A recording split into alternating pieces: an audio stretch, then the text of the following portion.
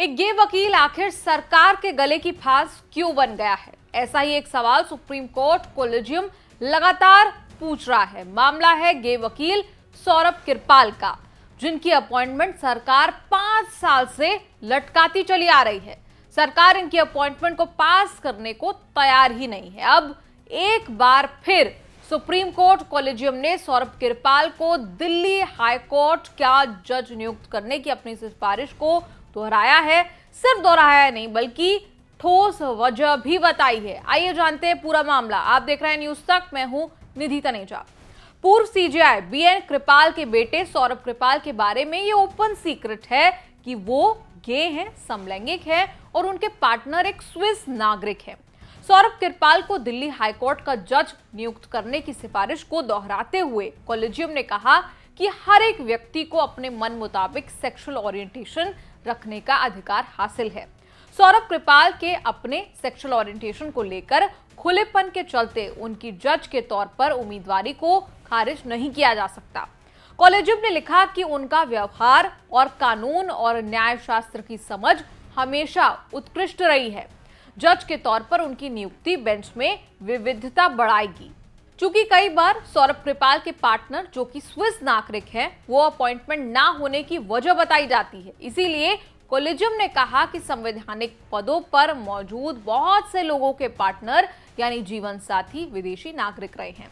ऐसे में विदेशी जीवन साथी यानी पार्टनर होने की वजह से उनका नाम खारिज करने का कोई औचित्य नहीं है। अभी इन सभी दलीलों के साथ सुप्रीम कोर्ट कोलेजियम ने 11 नवंबर 2021 को की गई इसी सिफारिश को दोहराया है और सरकार से कहा है कि वो जल्द से जल्द इस पर निर्णय ले। और ये मामला कुछ महीने या 1 साल 2 साल पुराना नहीं है। ये मामला है 5 साल से ज्यादा पुराना अब हो चुका है। 13 अक्टूबर 2017 को दिल्ली हाईकोर्ट के कोलेजियम द्वारा सर्वसम्मति से सिफारिश की गई थी। इसके 4 साल बाद यानी कि 11 नवंबर 2021 को सुप्रीम कोर्ट कोलेजियम ने अपने अप्रूवल के साथ इस सिफारिश को केंद्र के पास भेजा था। फिर 25 नवंबर 2022 को सरकार ने इसे कोलेजियम को वापस भेज दिया पुनर्विचार करने के लिए कि आप सौरभ के नाम पर दोबारा विचार कर लीजिए। 2 आपत्तियां जो है वो दर्ज कराई गई। पहली आपत्ति रिसर्च एंड एनालिसिस विंग यानी कि रॉ ने उठाई, कहा कि कृपाल के पार्टनर स्विस नागरिक है। फिर दूसरी आपत्ति अपने पार्टनर से उनकी इंटीमेसी और यौन रुझान के बारे में उनका खुलापन, दूसरी आपत्ति दर्ज कराई गई। कोलेजियम ने दोनों आपत्तियों का जवाब दिया। पहली आपत्ति पर कोलेजियम ने कहा कि रिसर्च एंड एनालिसिस विंग वकील सौरभ किरपाल के पार्टनर को लेकर उनके व्यक्तिगत आचरण या व्यवहार के संबंध में किसी भी आशंका को नहीं देखा गया है। इसके अलावा मौजूदा और पूर्व में संवैधानिक पदों में कई व्यक्तियों के पति पत्नी विदेशी नागरिक रहे हैं। इसीलिए सैद्धांतिक रूप से इस आधार पर सौरभ किरपाल की उम्मीदवारी पर कोई आपत्ति नहीं हो सकती कि उनका साथी एक विदेशी नागरिक है।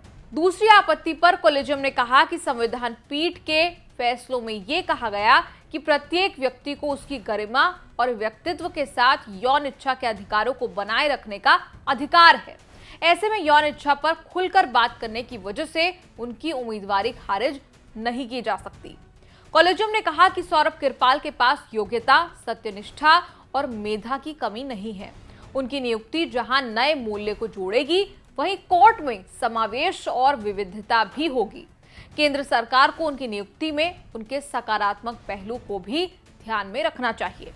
बता दें कि सौरभ किरपाल वो व्यक्ति हैं जो कि धारा 377 मामले में भी वकील थे। एलजीबीटीक्यू मामले से जुड़े हुए केस में उन्होंने आईपीसी की धारा 377 को गैर आपराधिक बनाने के लिए पुरजोर दलीलें पेश की थी। नतीजा ये हुआ था कि 2018 में इस मामले में सुप्रीम कोर्ट ने ऐतिहासिक फैसला सुनाते हुए समलैंगिक संबंधों को अपराध बनाने वाली इस धारा को निरस्त कर दिया था। बता दें कि वो भारत में समलैंगिकता को अपराध मुक्त करने के लिए लड़ने वाले पहले एनजीओ नाज फाउंडेशन ट्रस्ट के ट्रस्टी भी हैं। अगर उनका अपॉइंटमेंट लेटर क्लियर होता है तो वो देश के पहले गे जज होंगे। लेकिन क्या ये होगा या नहीं, ये वक्त बताएगा।